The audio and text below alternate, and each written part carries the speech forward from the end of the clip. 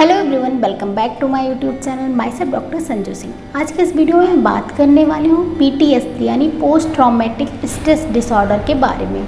कई बार ऐसे इवेंट्स होते हैं हमारी लाइफ में, ऐसी चीज़ें हो जाती हैं जिसकी वजह से बहुत ज़्यादा तनाव रह जाता है, ऐसे हादसे हो जाते हैं जिसकी वजह से तनाव रह जाता है। कहते हैं ना कि बॉडी पर जो मार्क्स रह जाते हैं वो दिखते हैं, लेकिन जो हमारे मन पे, हमारे दिमाग पे रह जाते हैं मार्क्स, जो निशान रह जाते हैं वो नहीं दिखाई देते, लेकिन उनका असर बहुत टाइम तक रहता है।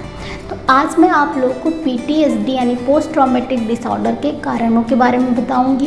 इनमें क्या लक्षण देखने को मिलते हैं, साथ ही साथ इसके होम्योपैथिक मैनेजमेंट कैसे कर सकते हैं आप, होम्योपैथिक मेडिसिन इसमें आपको कैसे हेल्प कर सकती है, इसके बारे में डिटेल में बताने वाली हूँ। तो वीडियो बहुत इन्फॉर्मेटिव होने वाला है, अंत तक ज़रूर देखिएगा। चलिए वीडियो को स्टार्ट करते हैं। दोस्तों, वीडियो में आगे बढ़ने से पहले अगर आपने मेरे चैनल को अभी तक सब्सक्राइब नहीं है तो सब्सक्राइब करके बेल आइकन ज़रूर प्रेस कर लीजिएगा। इससे आपको मेरी अपकमिंग वीडियोज़ की नोटिफिकेशन मिलती रहेगी और आप मेरा एक भी वीडियो मिस नहीं करेंगे। अब बात करते हैं पोस्ट ट्रॉमेटिक स्ट्रेस डिसऑर्डर के बारे में। PTSD एक ऐसा डिसऑर्डर होता है जहाँ पे अगर कोई ऐसी इवेंट्स हो गई आपकी लाइफ में, ऐसी ट्रॉमेटिक इवेंट्स हो गई जो आपने या तो विटनेस किया है या आपने उसको एक्सपीरियंस किया है, उसकी वजह से अगर आपको बहुत सारे सिम्टम्स आते हैं, बहुत सारे लक्षण आते हैं, आप तनाव में रहते हैं, तो इस कंडीशन को पोस्ट ट्रॉमेटिक स्ट्रेस डिसऑर्डर कहते हैं। बहुत सारे लोग होते हैं, जैसे कोई भी आपने एक्सीडेंट देख लिया, किसी नियर एंड डियर की अचानक से डेथ हो गई, तो इसकी वजह से सबको स्ट्रेस हो सकता है। जैसे हमने कोई एक्सीडेंट देख लिया, हम जा रहे हैं, तो कुछ लोगों को तो उसका कोई फ़र्क नहीं पड़ेगा, कुछ लोगों को थोड़ा सा बहुत ज़्यादा स्ट्रेस हो जाएगा, बहुत ज़्यादा उसको सोचते रहेंगे, लेकिन विदिन 24 आवर्स वो प्रॉब्लम सेटल हो जाती है। इसको एक्यूट स्ट्रेस रिस्पॉन्स कहते हैं। और कुछ लोग ये इवेंट जो है जब भी उधर से गुजरेंगे, उस चीज़ को सोचेंगे, लगभग 1 महीने तक उनमें ये प्रॉब्लम चलती रहेगी। इसको एक्यूट स्ट्रेस डिसऑर्डर कहते हैं। लेकिन कुछ लोग क्या होता है कि इस चीज़ को महीनों तक सोचते रहते हैं, सालों तक सोचते रहते हैं, सालों तक उनके दिमाग में ये बैठ जाता है। इसको पोस्ट ट्रॉमेटिक स्ट्रेस डिसऑर्डर कहते हैं। ये प्रॉब्लम जो होती है बहुत ही कॉमन प्रॉब्लम है। इंडिया में ही over 10 million cases per year आते हैं पोस्ट ट्रॉमेटिक स्ट्रेस डिसऑर्डर के, और किसी भी एज ग्रुप में, किसी भी जेंडर में हो सकता है। बच्चों से लेकर बड़ों तक में किसी को भी अफेक्ट कर सकता है। और महिलाओं में ये प्रॉब्लम ज़्यादा देखने को मिलती है, क्योंकि ऐसा देखा जाता है कि महिलाओं का जो इमोशनल रिस्पॉन्स होता है वो ज़्यादा डीप होता है, इसलिए महिलाओं में प्रॉब्लम ज़्यादा देखने को मिलती है। अगर इसके कारणों की बात करें तो कारणों में कोई भी एक्सीडेंट हो गया, कोई भी ट्रॉमा हो गया, किसी नियर एंड डियर की अचानक से डेथ हो गई, जैसे कोई आपकी फैमिली में जिससे आप बहुत अटैच हैं, अचानक पता चले उसको कैंसर की प्रॉब्लम है, वो कुछ ही टाइम में उसकी डेथ होने वाली है, तो इसकी वजह से आप बहुत ज़्यादा स्ट्रेस हो सकते हैं और ये आपको बहुत टाइम तक अफेक्ट कर सकता है। या फिर आपने कोई एक्सीडेंट देख लिया है, आपका कोई एक्सीडेंट हो गया, कोई रेल दुर्घटना हो गई, कोई प्लेन क्रैश हो गया, या फिर कोई वॉर चल रही है, जैसे अभी यूक्रेन रसिया वॉर चल रहा है, तो उसमें बहुत से लोगों को इस तरह के मेंटल सिम्टम्स, मेंटल हेल्थ पे बहुत अफेक्ट करेगा।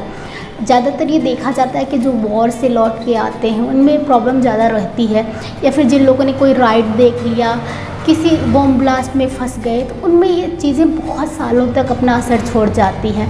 तो इसकी वजह से हो सकता है। या फिर कोई नेचुरल कैलेमिटी हो गई, जैसे कि सुनामी हो गया, अर्थक्वेक हो गया, तो इसकी वजह से भी बहुत दिनों तक इसका असर रह जाता है। कुछ लोग इससे जल्दी रिकवर कर दे, कुछ लोगों पे असर रह जाता है। इसके अलावा अगर कोई मेंटल एब्यूज़ या फिजिकल एब्यूज़ हो गया, जैसे कि कोई बच्चा है वो पढ़ने में थोड़ा कमज़ोर है, उसके मार्क्स अच्छे नहीं आते, तो उस घर में उसकी पिटाई होती है, रेगुलर ये चीज़ होती है, तो उसको असर रह जाता है।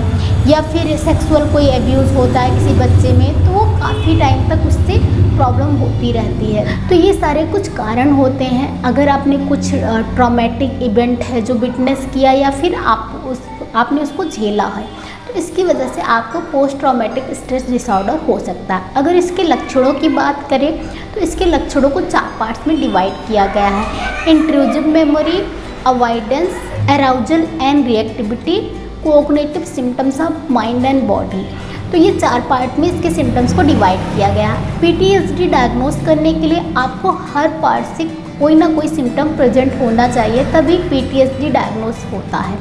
तो सबसे पहले अगर हम बात करें इंट्रूसिव मेमोरी की, तो इंट्रूसिव मेमोरी का मतलब होता है कि बार बार उसी इवेंट को रिलीव करना, बार बार उसी चीज़ को सोचना। जैसे कि अगर आपने जैक रैन देखा होगा तो उसमें क्या होता है कि जो भी उसका प्लेन क्रैश हुआ था, बार बार उसी के उसको सपने आते हैं, बार बार उस चीज़ों को सोचता रहता है। तो इसी तरीके से इसमें भी होता है कि आपको फ्लैशेस आएंगे, फ्लैशबैक आएंगे, जैसे कि मूवीज़ में दिखाते हैं कि एकदम से ब्लैक एंड वाइट हो जाता है और फ्लैशेस आने लग जाते हैं पास्ट इवेंट्स के। उसी तरीके से फ्लैशबैक का मतलब एक तरीके से ये भी हो सकता है कि खुली आंखों से सपने, जो भी आपने ट्रॉमेटिक इवेंट जो भी आपने विटनेस किया है या एक्सपीरियंस किया है, उसको आपको खुली आंखों से सपने आएंगे, आप उसको रिलीव करेंगे।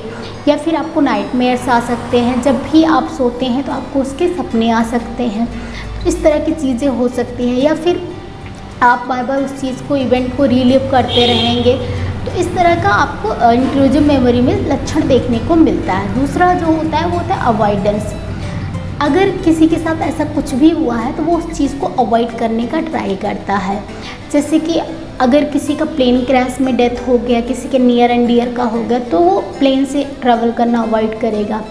किसी रूट पे जाते हुए किसी ने का एक्सीडेंट देख लिया या खुद का एक्सीडेंट हो गया, तो लोग फिर ऐसे अवॉइड करने लग जाते हैं कि उस रूट पर ही ना जाएं। तो जो प्लेस या फिर जो पर्सन उस चीज़ से रिलेटेड होता है, लोग उस चीज़ को अवॉइड करने लग जाते हैं, उस इवेंट के बारे में बात करना भी पसंद नहीं करते हैं। तो इस तरह के लक्षण देखने को मिलते हैं अवॉइडेंस में।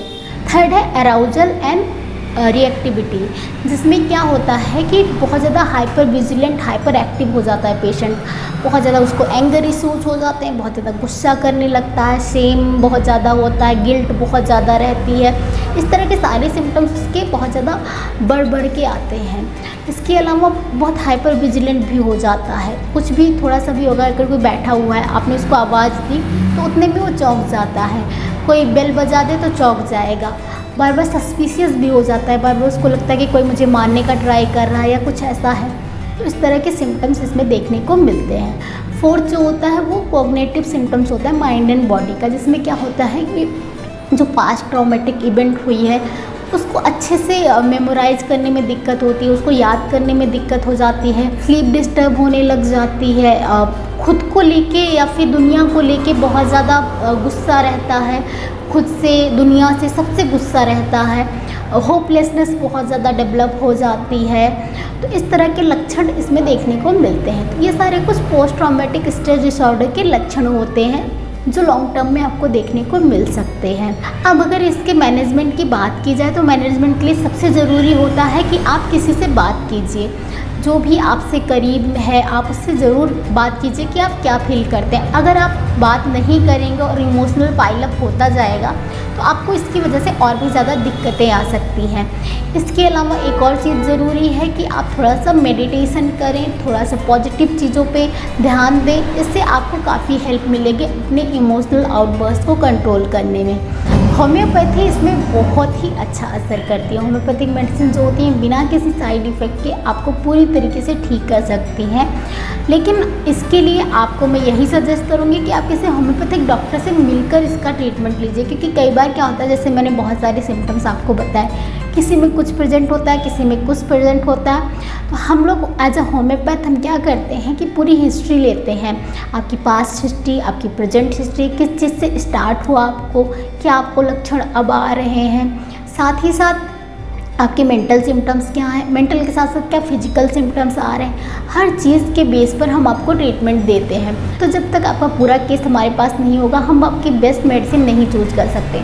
तो इसके लिए आप किसी होम्योपैथिक डॉक्टर को जाकर कंसल्ट कीजिए। अगर आपको ऐसी प्रॉब्लम हो रही है, आपको बिना किसी साइड इफ़ेक्ट के पूरी तरीके से इस प्रॉब्लम से छुटकारा मिल जाएगा। इसके लिए जो मेडिसिन बहुत अच्छा काम करते हैं, अगर मैं उनके कुछ मेडिसिन के नाम बताऊँ आपको तो उसमें है arsenic, aconite, arnica, ignatia, belladonna, hyoscyamus, Staphysagria.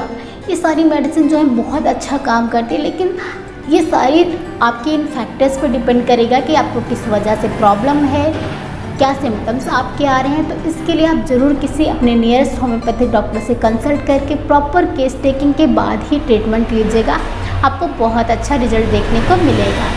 तो दोस्तों आज की वीडियो में बस इतना ही। वीडियो कैसा लगा है मुझे कमेंट करके ज़रूर बताइएगा। वीडियो अच्छा लगा तो वीडियो को लाइक कीजिए, चैनल को सब्सक्राइब कीजिए, फ्रेंड्स फैमिली ग्रुप्स के साथ शेयर कीजिए। इसके अलावा आपकी कोई क्वेरी कोई सजेशंस है तो मुझे कमेंट बॉक्स में लिखकर ज़रूर बताइएगा। मिलती हूँ अगले वीडियो में, तब तक stay healthy stay active. Thank you so much for watching.